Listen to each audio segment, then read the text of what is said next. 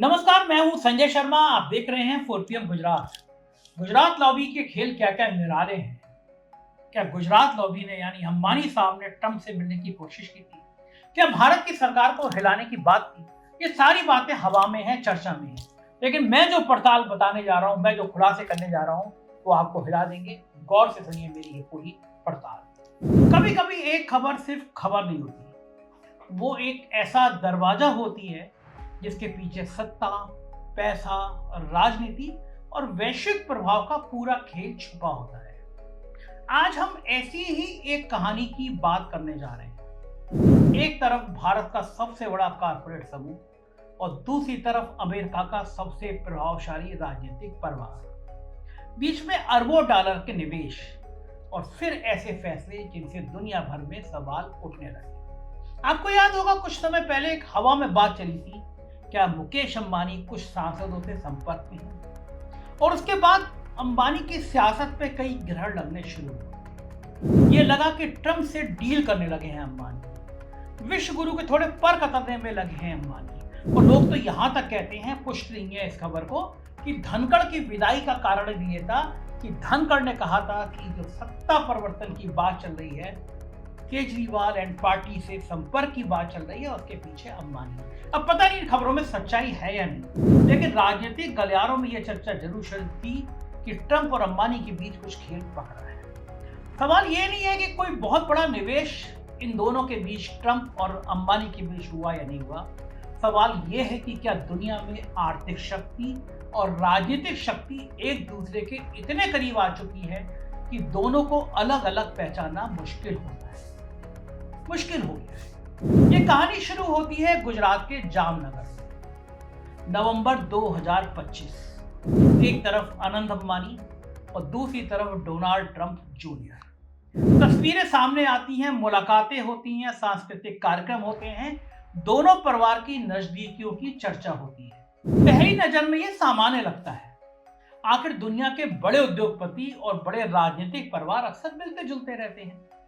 लेकिन कुछ महीनों बाद ऐसी घटनाएं होती हैं जिन्होंने इस मुलाकातों को नए नजरिए से देखने पर मजबूर कर दिया। अमेरिका की एक बहुत ही नामी गिरामी संस्था है, बड़ी सम्मानित संस्था है, ProPublica।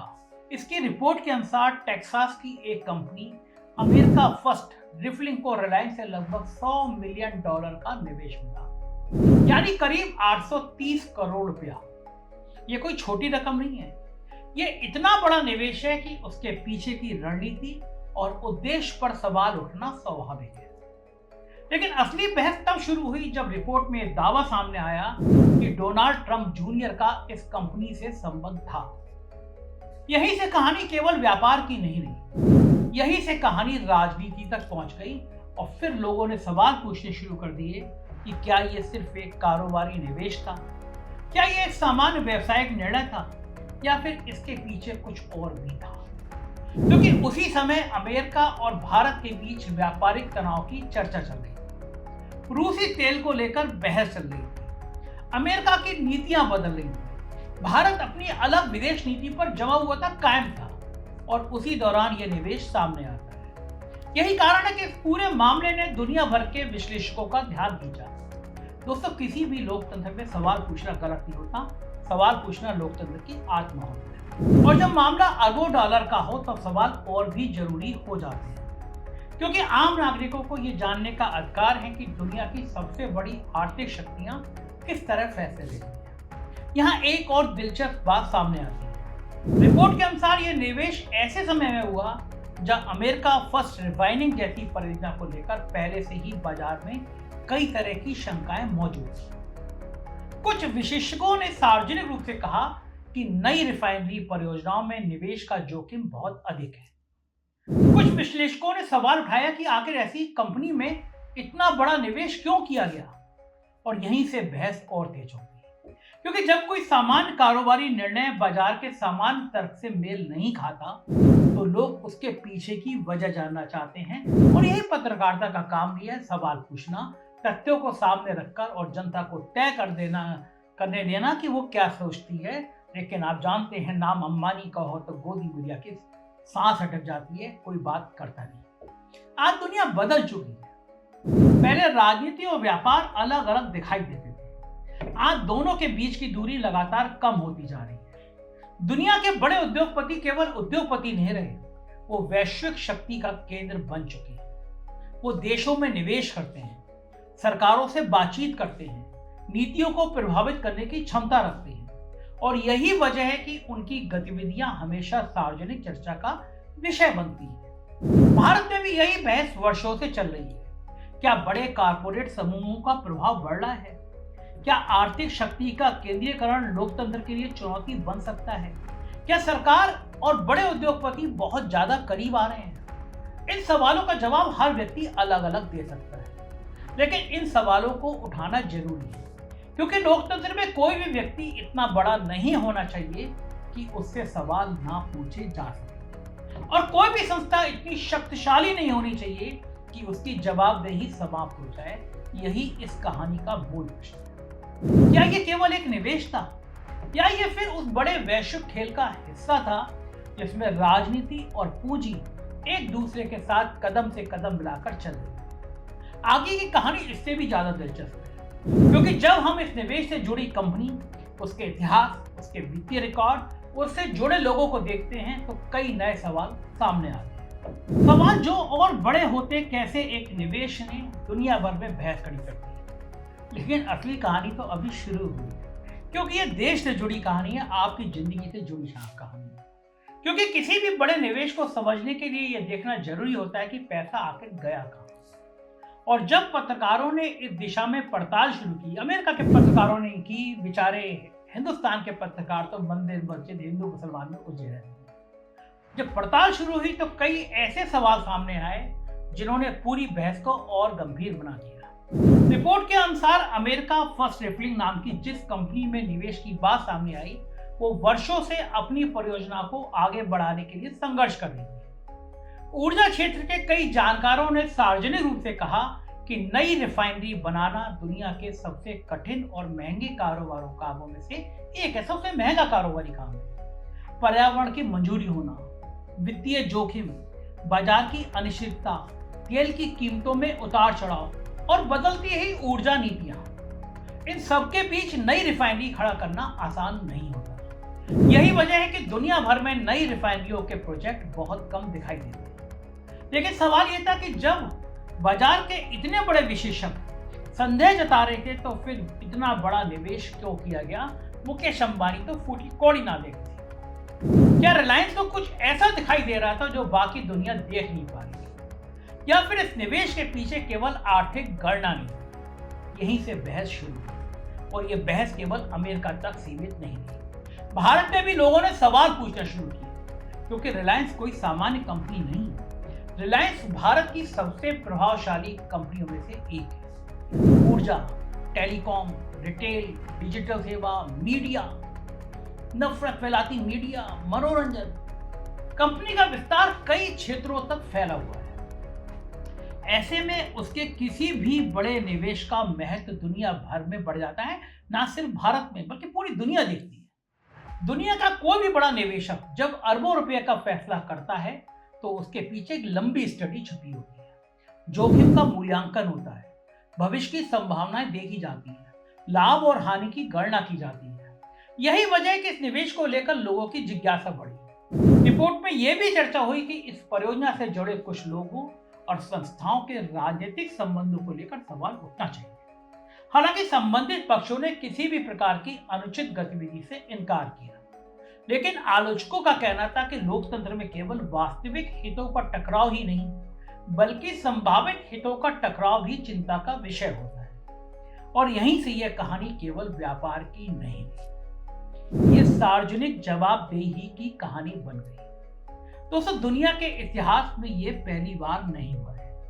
अमेरिका में भी दशकों से ये बहस चलती रही है कि बड़े कारपोरेट समूह राजनीति को किस हद तक प्रभावित कर सकते हैं। वॉल स्ट्रीट और वाशिंगटन के रिश्तों पर अनगिनत किताबें लिखी गई, ना जाने कितनी किताबें मार्केट पे अभी हुई। संसदीय सुनवाई हुई, जांच समितियां बनी, रिपोर्ट प्रकाशित हुई।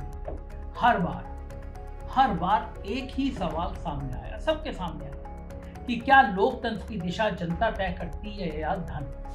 क्या नीतियां मतदाता तय करता है या निवेशक? और क्या राजनीतिक शक्ति और आर्थिक शक्ति के बीच पर्याप्त दूरी बची हुई है? आज यही सवाल फिर से उठ रहा है, क्योंकि जब किसी राजनीतिक परिवार से जुड़े लोगों का नाम किसी बड़े निवेश के साथ जुड़ता है तो जनता स्वाभाविक रूप से पारदर्शिता चाहती है। जनता ये जानना चाहती है कि कौन किससे जुड़ा है, कौन किसे लाभ पहुंचा रहा है और कौन किससे लाभ प्राप्त कर रहा है। यहाँ एक और महत्वपूर्ण बात समझनी होगी। दुनिया भर में कॉर्पोरेट लॉबिंग एक वास्तविकता है, आप इससे मुंह नहीं मोड़ सकते। बड़ी कंपनियां सरकारों के साथ संवाद करती हैं, नीतियों पर अपनी राय देती हैं, अपने हितों की रक्षा करती हैं, लेकिन लोकतंत्र की कसौटी ये होती है कि यह प्रक्रिया कितनी पारदर्शी है। क्या आम नागरिकों को पता है, किसी भी आम नागरिक को पता है कि फैसले कैसे और किसके लिए लिए जा रहे हैं? क्या जानकारी सार्वजनिक है? क्या हितों के टकराव से बचने के पर्याप्त प्रबंध है, मैनेजमेंट है? यही वो प्रश्न है जो इस पूरे मामले के केंद्र में है। और यही कारण है, यह कहानी केवल एक कंपनी की कहानी नहीं है, ये आधुनिक पूंजीवाद की कहानी है। एक ऐसे दौर की कहानी जहां कुछ कंपनियां इतनी बड़ी हो चुकी हैं कि उनका प्रभाव कई देशों तक फैल गया है, अमेरिका तक फैल गया है। जहां निवेश केवल निवेश नहीं रह गया, वो भू राजनीति का एक हिस्सा बन गया, वो कूटनीति का भी एक हिस्सा बन गया है, लगातार बन रहा है, वो सत्ता की भाषा का हिस्सा बन गया। और जब पैसा और राजनीति एक ही मेज पर बैठे लगते हैं तो पत्रकारिता का काम और महत्वपूर्ण हो जाता है। क्योंकि पत्रकारिता का काम किसी को दोषी ठहराना नहीं है, मैं भी नहीं ठहरा रहा। पत्रकारिता का काम सवाल पूछना है, तथ्यों को सामने रखना है, वही मैं कर रहा हूं, और जनता को सच जानने का अवसर देना है। यही वजह है कि यह मामला इतना महत्वपूर्ण है, क्योंकि यह केवल अमेरिका की कहानी नहीं है, यह भारत की भी कहानी है। भारत की राजनीति से जुड़ी कहानी है, विश्व गुरु की सत्ता से जुड़ी कहानी है। क्या विश्व गुरु की सत्ता हिलाने की कहानी भी बन गई थी, बनने जा रही थी, बन सकती थी?